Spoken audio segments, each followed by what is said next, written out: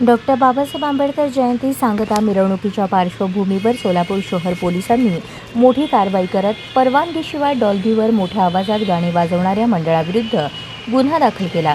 या कारवाईत 20,70,000 रुपये किमतीचे डॉल्बी साहित्य आणि वाहन जप्त करत प्रकरणात कपिल सुरवसे, आकाश वामणे, साजन गायकवाड, आदित्य सोनकांबळे, बाबू घागरे, अविनाश गायकवाड तसेच डॉल्बी मालक प्रेम संजय पवार, पिंपरी चिंचवड पुणे यांच्यावर कारवाई करण्यात आली। शहरात 19 एप्रिल रोजी आंबेडकर जयंती सांगता मिरवणूक आयोजित करण्यात आली होती। या मिरवणुकीत डॉल्बी सिस्टीमचा वापर करू नये तसेच कर्कश आवाजात गाणी वाजवू नयेत अशा स्पष्ट सूचना सर्व मंडळाचे पदाधिकारी आणि साऊंड सिस्टीम चालकांना यापूर्वीच देण्यात आल्या होत्या।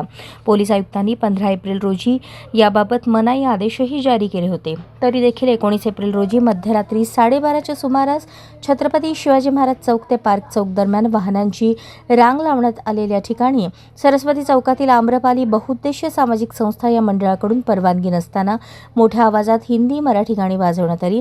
पोलिसांनी तात्काळ सूचना देऊनही संबंधितांनी आदेशाकडे दुर्लक्ष केल्याचे सांगण्यात आले।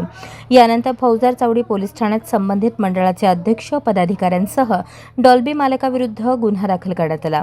पोलिसांनी 4 base, 4 top, 1 mixer, 2 amplifier, 1 power trolley आणि अशोक लेलँड दोस्त वाहन असा मुद्देमाल जप्त केला।